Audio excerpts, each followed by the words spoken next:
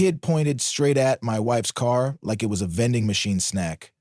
"My dad's the HOA president," he said, puffing his chest out in front of our driveway.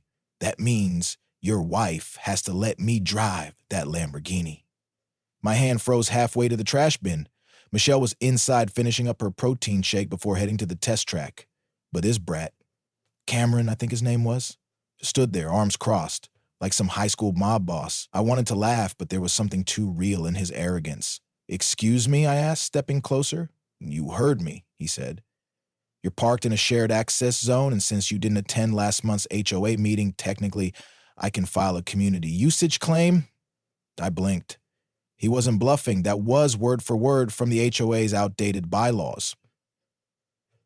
Rules his dad often twisted for his own benefit. But before I could respond, the garage door creaked open, and Michelle stepped out, sunglasses in hand, hair tied back, calm, sharp, dangerous.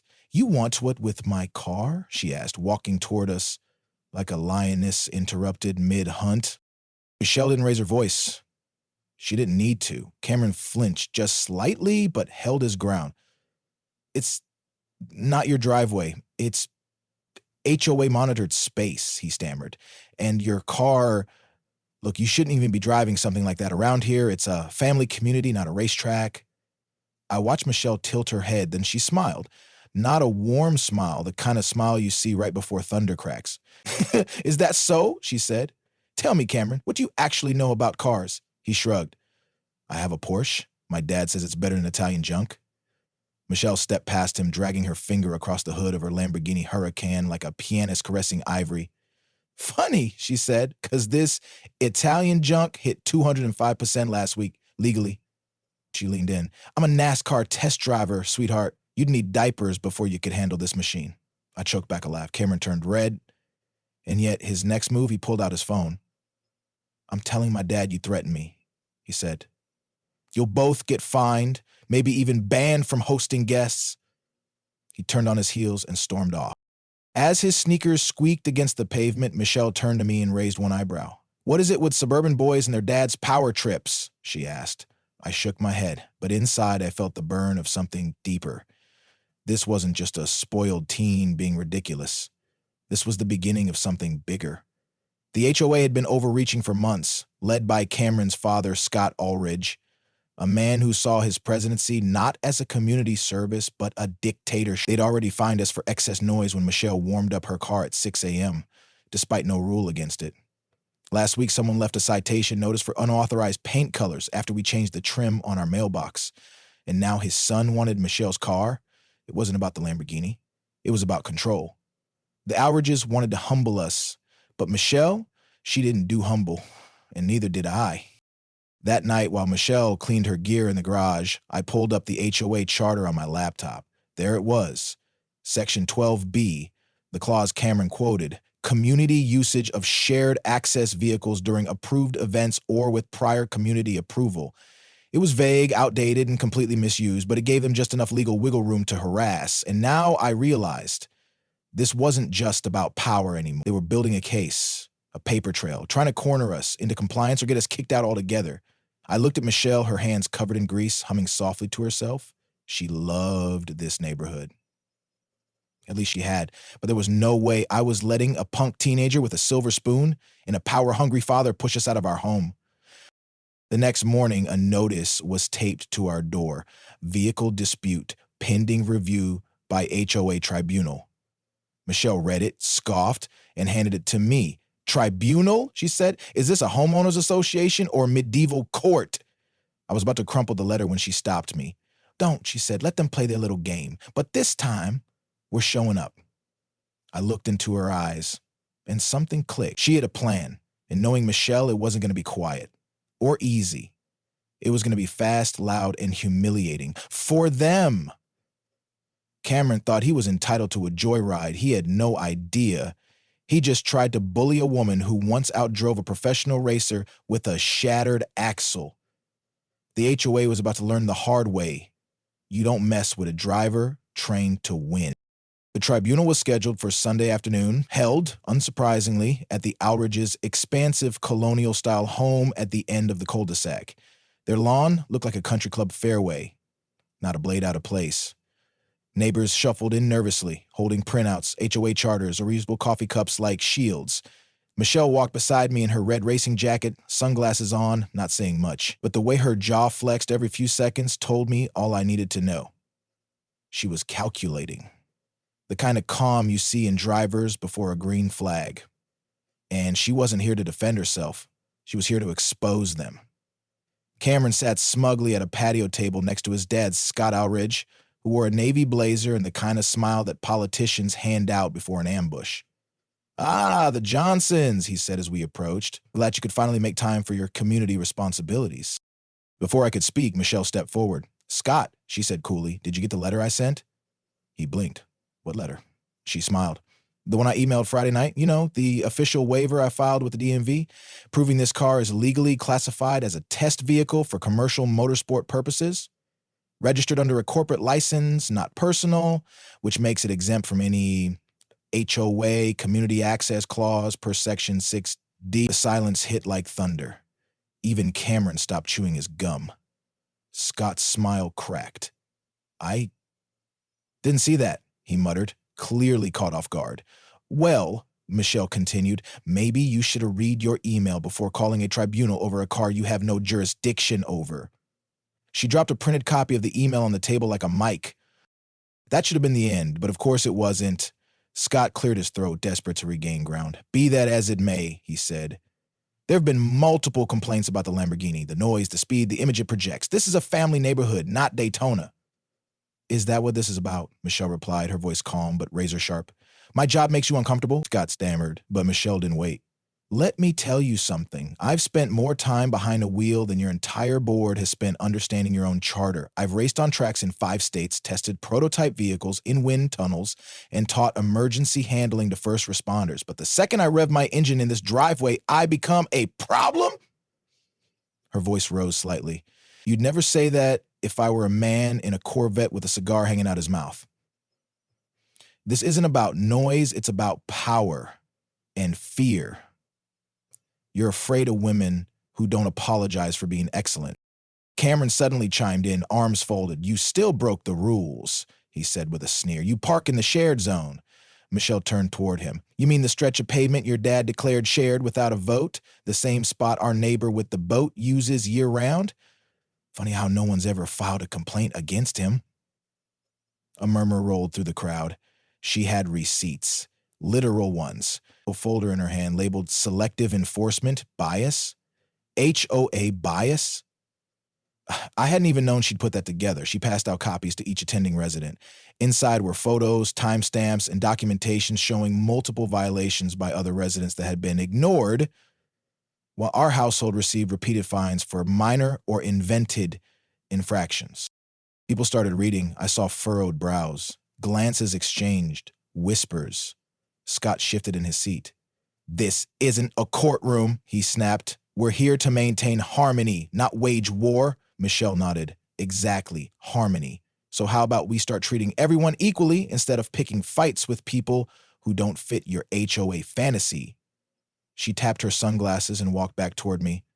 "We're done here." But just before she reached my side, Scott, desperate now, blurted, "You're not above the rules, Michelle. One mistake, one loud engine backfire, and we'll have cause to tow that thing." She stopped, pivoted. "Tow it," she said, walking slowly back to the table. "Great idea. Maybe you should try that." Then she tossed her car keys, her actual keys, right at Cameron. He caught them, stunned. "You want to drive it?" she asked. "Go ahead. I even let you start it." The boy looked like he'd swallowed gravel. He didn't move. "Go on," she encouraged. "It's paddle shift, 7 gears, rear-wheel drive, no traction control unless you know which button to hold. One wrong move and the torque will spin you into Mrs. Delaney's hydrangeas before you finish backing out." His hand trembled. Slowly he placed the keys on the table. Michelle leaned close and whispered, "You're not built for this car, sweetheart, but I am." The silence was so thick you could feel it press against your skin. Then someone clapped. It was Mr. Pearson, the quiet vet from Lot 8. Then Mrs. Delaney, then 2 more. The sound grew, awkward but rising. Scott's face went pale. Michelle just smiled, took her keys, and walked away. Back at home, she slid into the driver's seat and started the engine. That thunderous purr echoed like a warning shot. She glanced at me through the window. You think they'll back off now? She asked. I looked toward the Ulrich house. Scott was still sitting there, stunned. Cameron had vanished. For now, I said. But I think you just declared war. The very next morning, we woke up to a violation notice duct taped to our mailbox. Authorized use of property for commercial vehicle storage. Michelle stood there in her robe, clutching her coffee like it was a grenade she was deciding not to throw. Yet they're playing games, she muttered, and they think I don't know how to win. I pulled the paper down and scanned it. It was official. HOA letterhead, stamped, signed by Scott Ulrich. The accusation? That Michelle's Lamborghini, being a corporate registered vehicle, made our home a commercial facility, which was allegedly against HOA zoning policy. It was absurd, but not stupid. Scott was careful, always twisting the letter of the law to harass people he didn't like. This is retaliation, I said. He's trying to force you into selling the car or parking it off-site. Michelle's eyes narrowed. No, he's trying to break me. She took a long sip, then turned to head back inside. But he doesn't know I've trained to keep control at 180 MEPs. I don't break, I downshift. By noon, the neighborhood gossip channels were humming. Michelle's little tribunal mic drop had become suburban legend. Some loved it, some hated it, but the Ulriches, they weren't backing off. Instead, Scott sent out a neighborhood-wide bulletin. Residents are reminded that HOA zoning rules prohibit business vehicle storage. All homeowners must comply to preserve community values. Cameron followed up by bragging to other teens that he was the reason Michelle was about to get kicked out. The smugness was unbearable. That afternoon, I caught him with his friends near our lawn, pointing at the car and laughing. It's too loud anyway, one of them said. Let's see how loud it is when she's gone. That was it. Michelle was tough, but this wasn't just about her anymore. They were coming after our life, our home, our peace. Michelle came back from her track session late that evening, covered in sweat and adrenaline. We need to hit back, I told her, but legally. Publicly, with force. She nodded. Already on it, she said. That's when she showed me her plan. A video, not just any video, a high-definition cinematic highlight reel of her professional driving, stunt training, NASCAR testing, emergency response simulations. I'm going to post this with the caption, The HOA says I'm a public safety hazard. What do you think? I blinked. You're going public? She looked at me, eyes sharp. I've got nothing to hide. But Scott does. Let's shine some headlights on it.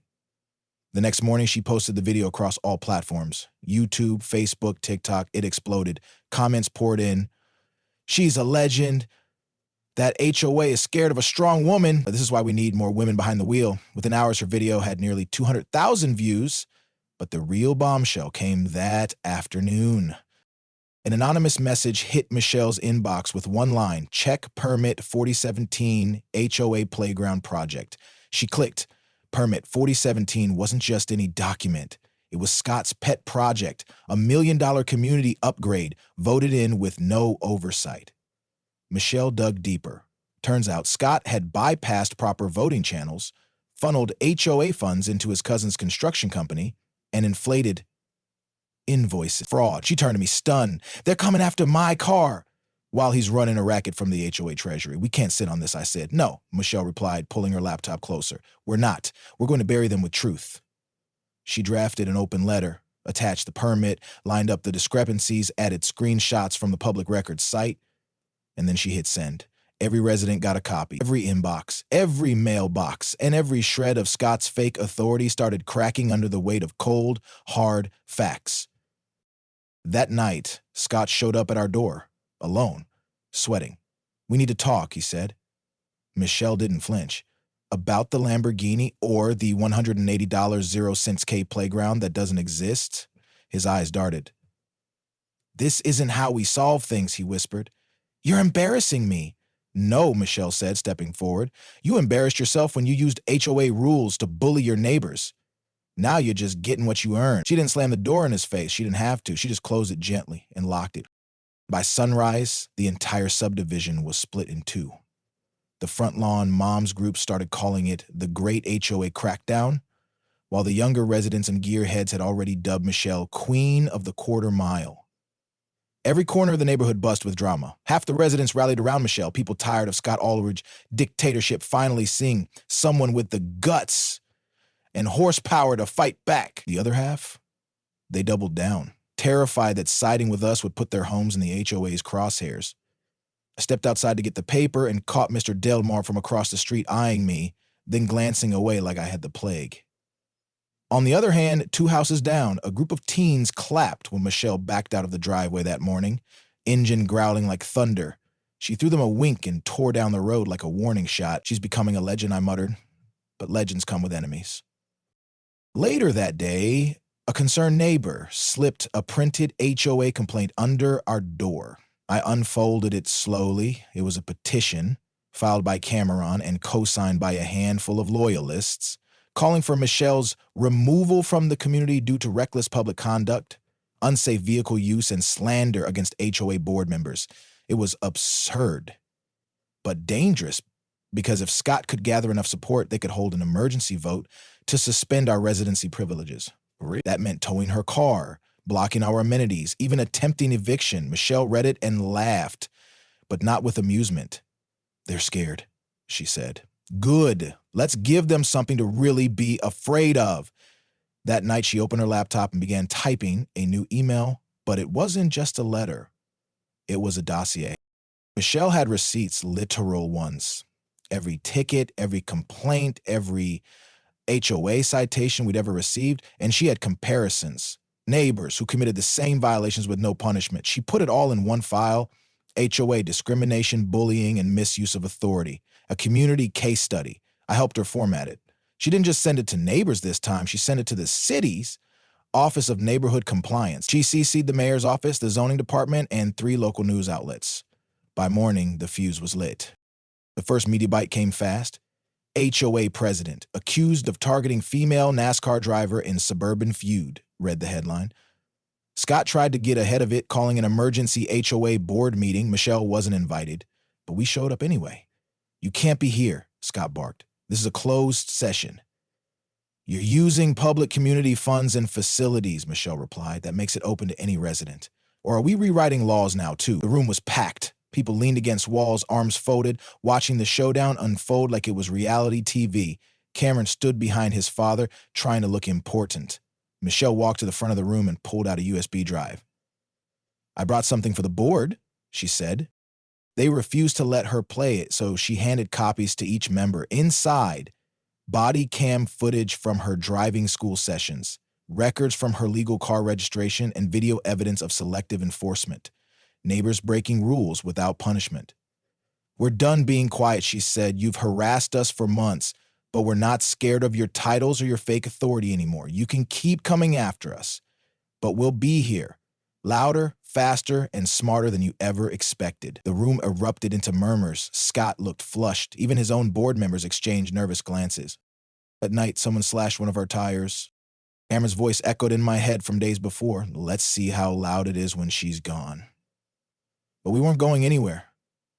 Michelle simply called a tow truck, replaced all 4 tires with brand new performance ones, and had a security camera installed facing every angle of the driveway.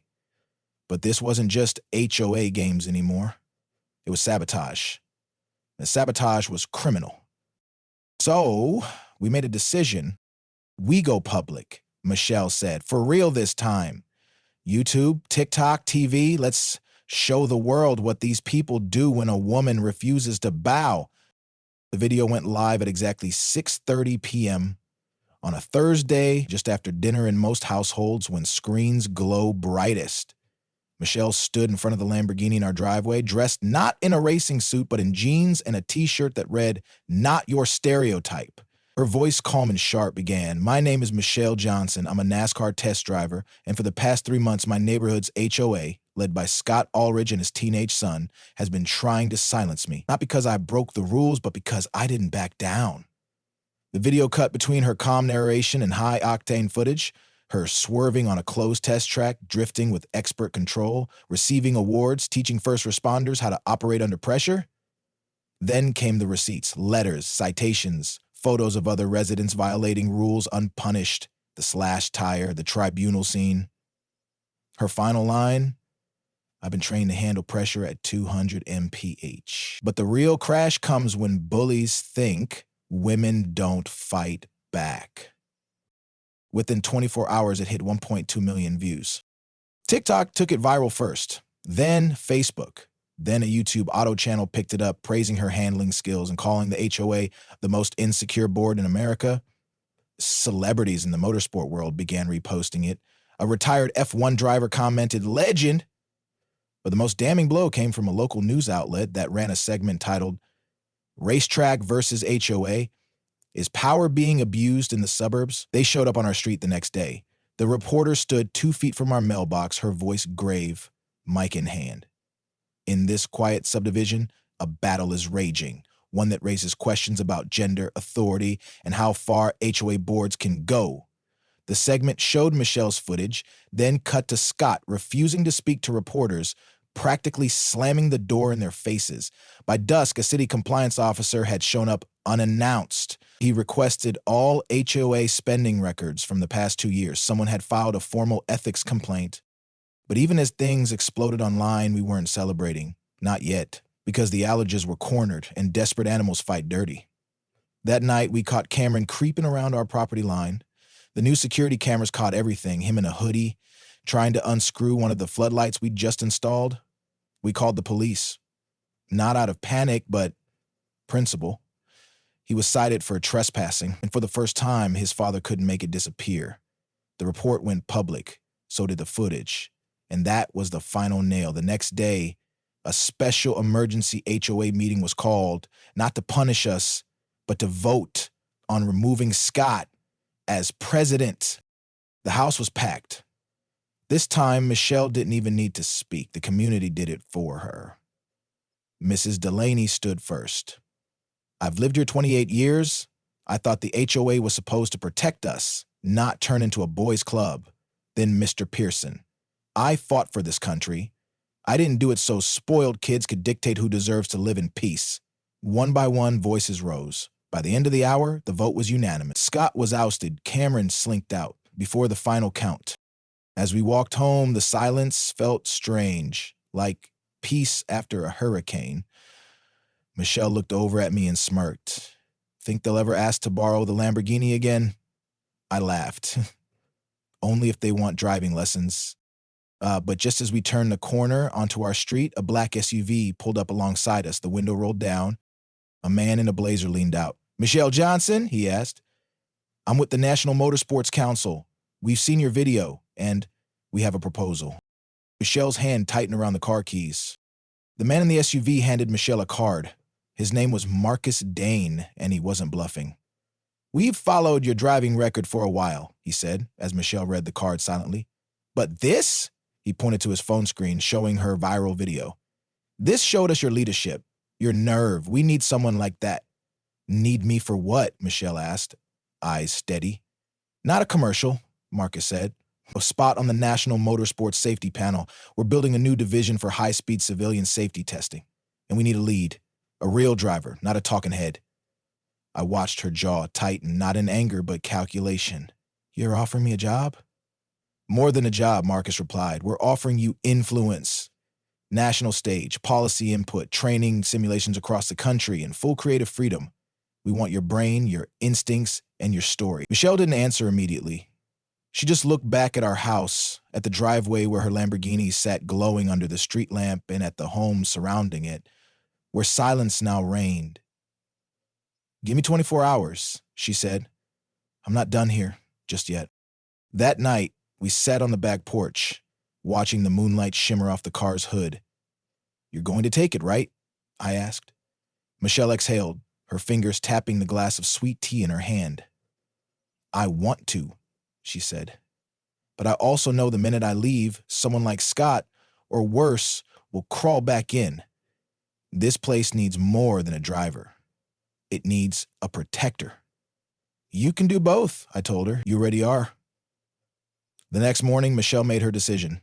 She called Marcus Dane back, accepted the offer, and told him she'd need a week to transition.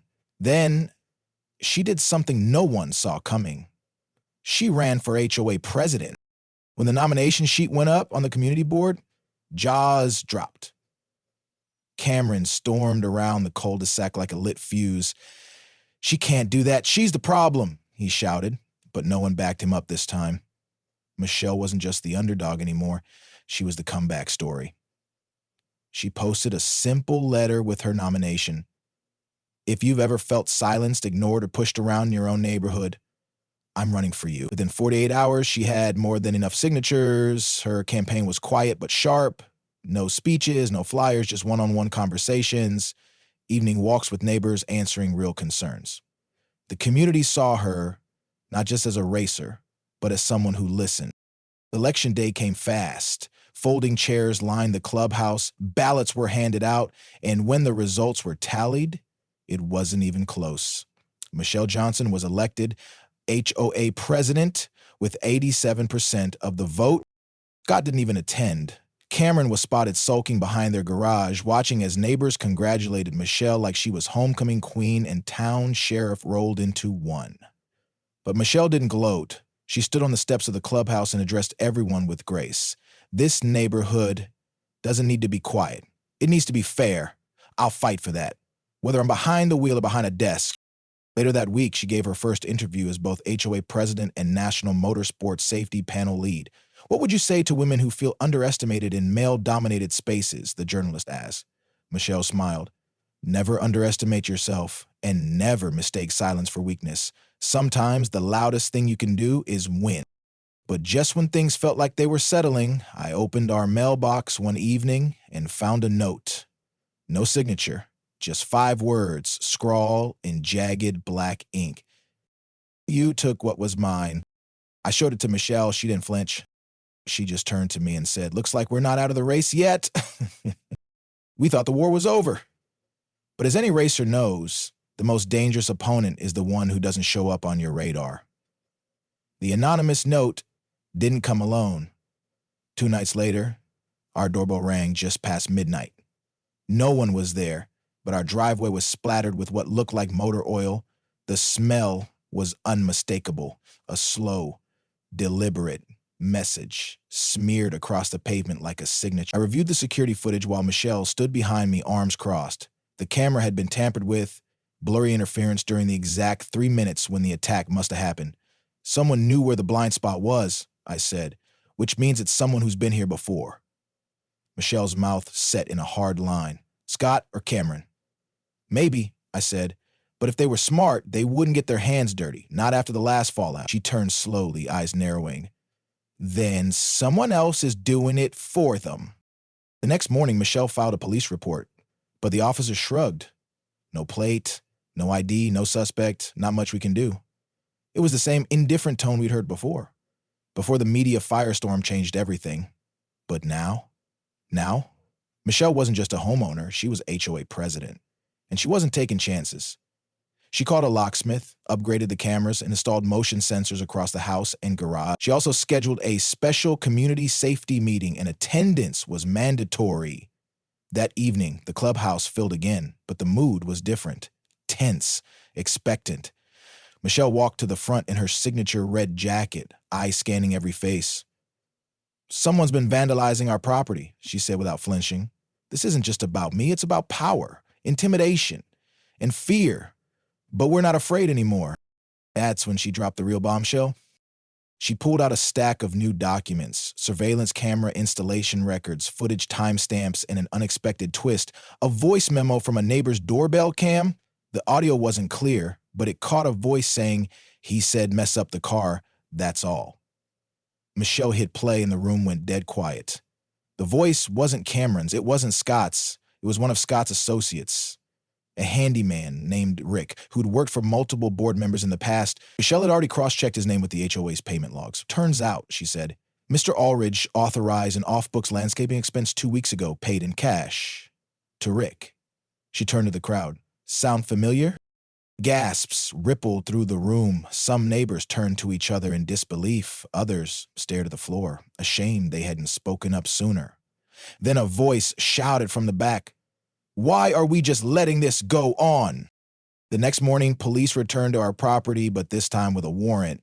They searched Rick's truck. Inside, a siphon pump, gloves, and a phone filled with deleted messages. Most had been wiped, but one survived in a backup folder. Scare her. Just don't get caught.